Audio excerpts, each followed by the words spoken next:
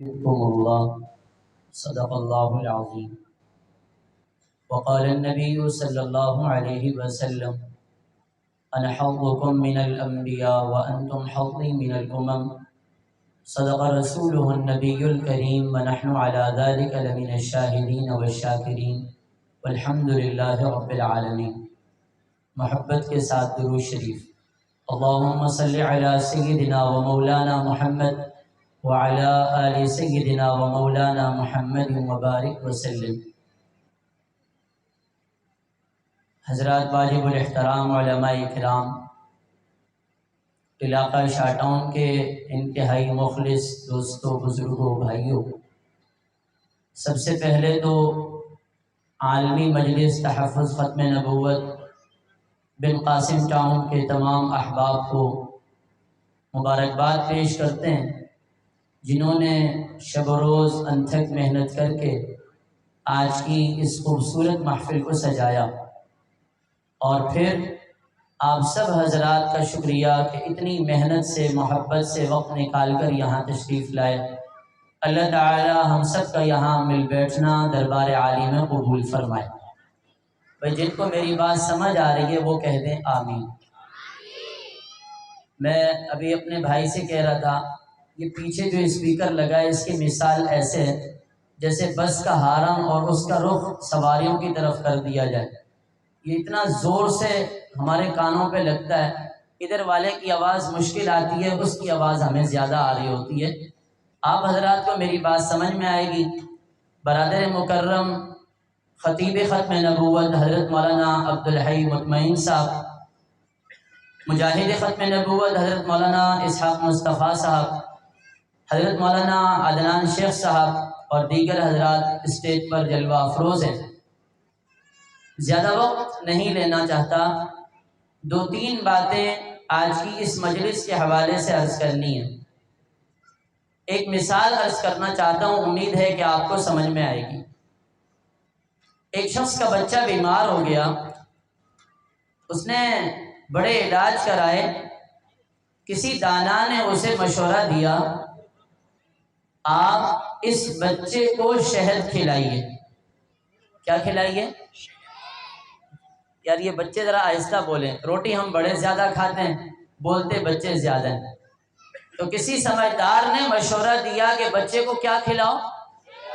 شہد۔ شہد کہاں سے لاؤں؟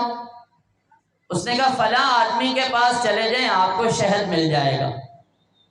یہ وہاں پہنچے، اس اللہ کے بندے نے کہا بھئی میرے پاس تو شہد نہیں ہے، فلانی جگہ سے قافلہ آ رہا ہے، اس قافلے کے جو سردار ہیں، اس قافلے کے جو امیر ہیں، وہ بڑے بزرگ آدمی ہیں، بڑے نیک آدمی ہیں، بڑے اللہ والے ہیں، آپ انتظار کر لیجئے، 2-3 دن میں قافلہ پہنچ جائے گا، آپ کو شہد مل جائے گا، ضرورت پوری ہو جائے گی۔ اس نے کہا بہت اچھا۔ 2 دن انتظار کے بعد قافلہ پہنچا، قافلے والوں سے پوچھا تمہارا امیر کون ہے؟ خوبصورت وجیح چہرہ، انہوں نے اشارہ کیا وہ جو سامنے چمکتے دمکتے چہرے والے بزرگ آپ کو نظر آ رہے ہیں وہ اس قافلے کے امیر ہیں۔ یہ امیر صاحب کے پاس پہنچے، سلام کیا۔ امیر صاحب نے پوچھا فرمائیے کیسا آنا ہوا؟ کہنے لگے مجھے تھوڑی شہد چاہیے، تھوڑا سا شہد چاہیے۔ تو امیر قافلہ نے اپنے خادم کو بلایا اور اسے کہا کہ دیکھو فلاں اونٹ پر جو پورا مٹکا ایک رکھا ہوا ہے شہد کا، وہ اس کو لا کر کے دے دو۔ وہ بڑا حیران ہوا کہ مجھے تھوڑا سا شہد چاہیے، یہ کہتا ہے کہ پورا مٹکا لا کر دے دو۔ اس نے کہا حضور آپ میرے ساتھ مذاق کرتے ہیں؟ کہا نہیں مذاق نہیں کرتا، یہ سارا شہد کا مٹکا، بھرا ہوا مٹکا آپ کے لیے ہدیہ ہے۔ خادم شہد لے کر آیا تو امیر قافلہ نے کہا سنو، یہ اگر ایک مٹکا اونٹ کے ایک طرف رکھے گا بیلنس ان بیلنس ہو جائے گا، توازن برقرار نہیں رہے گا، ایسا کرو اونٹ کے دوسری طرف جو مٹکا رکھا ہے شہد کا وہ بھی اس کو لا کر دے دو۔ اس کو چاہیے تھا تھوڑا سا شہد، اس کو ملا 2 بھرے ہوئے مٹکے۔ وہ بیچارہ دوسرا مٹکا بھی لے آیا، دوسرا مٹکا لایا تو امیر قافلہ نے کہا بھیا سنو، وہ جو اونٹ ہے نا جس پر یہ شہد تھا وہ بھی لا کر اس کو دو۔ 2 مٹکے شہد، دور کا سفر، یہ کیسے لے کر کے جائے گا؟ وہ اونٹ بھی لے آیا۔ جیسے ہی اس نے اونٹ لا کے وہاں باندھا، یہ خادم، یہ نوکر، یہ ملازم، یہ غلام بھاگ گیا۔ اس اللہ کے بندے نے شہد لیا، اونٹ پہ رکھا، اونٹ لیا اور چلا گیا۔ امیر قافلہ نے اس غلام کو بلایا، کہا میاں میں نے تم سے کہا مٹکا ایک شہد کا لے آؤ، آپ لے آئے۔ میں نے کہا دوسرا لے آؤ، آپ لے آئے۔ میں نے کہا تیسرا مٹکا لے آؤ تو میں نے کہا اونٹ لے آؤ، اونٹ یہاں کھڑا کرنے کے بعد آپ بھاگ کیوں گئے؟ اس غلام کا جواب سنیے گا۔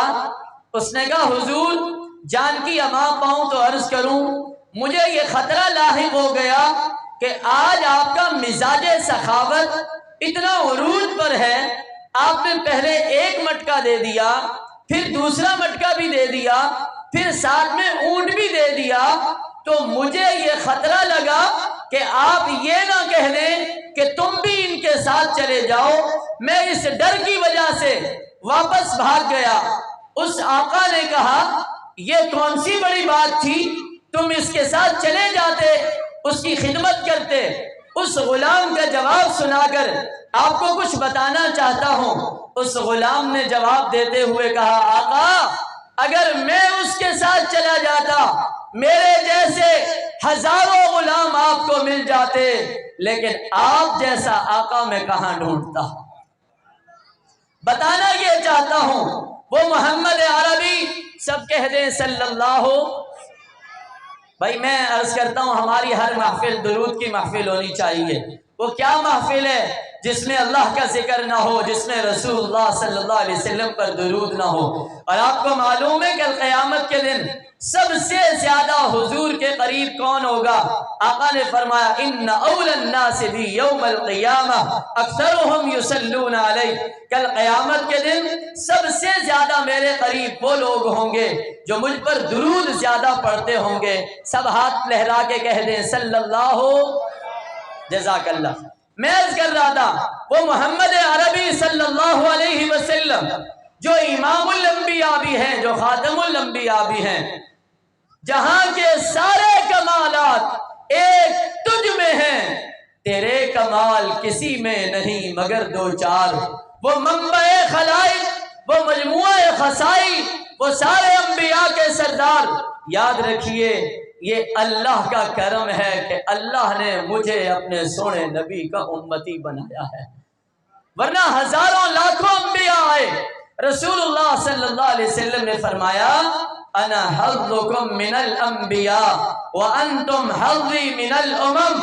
لوگو یہ اللہ کا کتنا کرم ہے، اللہ نے سارے نبیوں میں سے مجھ محمد کو منتخب کر کے تمہارے مقدر میں رکھ دیا، اور تمہیں منتخب کر کے مجھ محمد کے حصے میں رکھ دیا ہے۔ صرف یہاں نہیں، کل قیامت کے دن جب کوئی کسی کو نہیں پہچانتا ہوگا، وہاں بھی مجھے اور آپ کو اگر کوئی پہچانیں گے تو ہمارے پیارے نبی پہچانیں گے۔ اس لیے رسول اللہ صلی اللہ علیہ وسلم سے محبت اپنے ساتھ خیر خواہی ہے، اپنے ساتھ احسان ہے، اور محبت کیا ہے؟ ہمارے شیخ المشائخ مختار الامہ حضرت مفتی مختار الدین شاہ صاحب حفظہ اللہ تعالی ورعا اس کی ایک مثال دیتے ہیں۔ اکثر فرماتے ہیں دیکھو ایک آدمی بائک پر جا رہا ہے، بڑا بہترین اس کے پاس موٹر سائیکل ہے۔ اللہ تعالی ہمارے جوانوں کو صحیح معنی میں موٹر سائیکل چلانے کی توفیق عطا فرمائے۔ بہت اچھی اس کی موٹر سائیکل ہے، گلی میں داخل ہوا، تیزی میں تھے، اچانک موڑ کاٹا تیزی میں، سامنے اس نے دیکھا ایک طرف اس کا بچہ کھڑا ہے اور دوسری طرف اس کا بہترین قربانی کا جانور جو ابھی ابھی وہ 1.5-2 لاکھ روپے لگا کر لایا، اب اس کے پاس دو طریقے ہیں، اگر بچے کو بچاتا ہے تو وہ جانور مرتا ہے، اور اگر وہ جانور کو بچاتا ہے تو بچے کی زندگی ختم ہو جاتی ہے۔ آپ سے میں پوچھتا ہوں، عقل مند آدمی جانور کی حفاظت کرے گا یا بچے کی حفاظت کرے گا؟ بولو۔ یہ بچے کہہ رہے ہیں بچے کی، بڑے کہہ رہے ہیں ہم ویسے تنگ ہیں۔ بھائی بچوں کی حفاظت ہوگی یا جانور کی؟ بچے کی حفاظت کی جائے گی۔ کیوں؟ اس لیے کہ بچے کی محبت سب سے زیادہ ہے۔ آپ نے بچے کی محبت پر اس جانور کو قربان کر دیا، جانور پھر کبھی مل جائے گا، لیکن یہ لال اگر چلا گیا تو پھر ملنے کا نہیں ہے۔ یہ ہے محبت۔ حضور پاک صلی اللہ علیہ وسلم نے ہمیں صاف بتا دیا، لا یؤمن احدکم حتی اکون احب الیہ من والدہ وولدہ والناس اجمعین۔ حضور کا فرمان سچا، مل کے بولیں حضور کا فرمان۔ جو حضور کے فرمان کو سچا مانتے ہیں اور سبھی مانتے ہیں، محبت سے اونچی آواز سے کہہ دیں کل قیامت کے دن اس پر نیکیاں ملیں گی۔ حضور کا فرمان، حضور کا فرمان سچا۔ حضور نے فرمایا مومن نہیں ہو سکتے جب تک مجھ محمد کی محبت تمہارے دل میں تمہاری اولاد سے زیادہ نہ ہو، تمہارے ماں باپ سے زیادہ نہ ہو، ساری دنیا سے، ساری دنیا کے لوگوں سے زیادہ نہ ہو۔ پھر میں جملہ دوہرا رہا ہوں، حضور نے جو فرمایا وہ سچ ہے، اور حضور کے مقابلے میں اگر کوئی اور بات آئے گی تو وہ جھوٹ ہے، اس لیے کہ حضور صادق المصدوق ہے۔ جب حضور کی یہ بات سچی تو آپ سے پوچھتا ہوں، اگر ایک طرف باپ ہو دوسری طرف میرے نبی کا فرمان ہو تو ہم کس طرف جائیں گے، باپ کی طرف یا نبی کی طرف؟ بولو۔ ایک طرف اولاد ہے، اولاد کہتی ہے ایسا کر لو، شریعت کہتی ہے حضور کی سنت چھوٹ جائے گی، حضور کا طریقہ چھوٹ جائے گا، تو اولاد کو قربان کریں گے یا سنت کو قربان کریں گے؟ سارے بولیں۔ ایک طرف آپ کا لیڈر ہے اور دوسری طرف میرے نبی کی محبت ہے۔ ارے مسلمان، آج آپ کو کس نے یہ غلط پٹی پڑھا دی؟ آپ کا لیڈر اسٹیج پہ کھڑے ہو کے میرے نبی کے بارے میں بکواسات کرے اور غیرت مند امتی، غیرت مند مسلمان اس کو برداشت کر لے۔ لیڈر اسٹیج پر بیٹھا ہو اور وہ لڑکا کھڑے ہو کر کے کہے توبہ نعوذ باللہ، میرے نبی کے ساتھ مشابہت دیتے ہوئے کہتا ہے تاریخ میں دو والدین بڑے خوش نصیب گزرے، ایک محمد الرسول اللہ صلی اللہ علیہ وسلم اور دوسرا میں وہ الفاظ بھی ادا نہیں کر سکتا۔ اس نیازی جو اس امت مسلمہ کے لیے بہت بڑا ایک فتنہ بن کر کے آیا ہے، اس کو میرے نبی کے ساتھ ملاتا ہے۔ میں قسم کھا کر کے کہتا ہوں، نیازی جیسے کروڑوں مل جائیں، نیازی جیسے اربوں مل جائیں، خدا کی قسم میرے نبی کے پیشاب کے برابر بھی نہیں ہو سکتے۔ میرے نبی کی محبت ایک ایمان والے کے دل سے، میں اور آپ کہاں سو رہے ہیں، میرے اور آپ کے دل سے میرے نبی کی محبت کو کم کیا جا رہا ہے۔ اٹھاؤ تاریخ کی کتابیں، آج کبھی میرے نبی پر زبان درازی کی جاتی ہے، کبھی نبی کے اصحاب پر دریدہ دہنی کی جاتی ہے، میرے اور آپ کے دلوں سے نبی کی محبت کم کرنے کی باتیں کی جاتی ہیں۔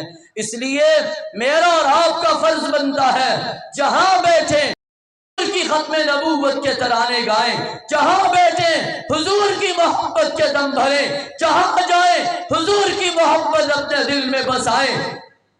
میرے استاذ محترم خطیب اسلام حضرت مولانا قاضی مریب الرحمان صاحب تشریف لائے ہیں، ہم انہیں یہاں آمد پر خوش آمدید کہتے ہیں۔ ان کے استقبال کے لیے نعروں کا جواب دیجئے، نعرہ تکبیر، شان رسالت، شان صحابہ، تاج و تخت ختم نبوت۔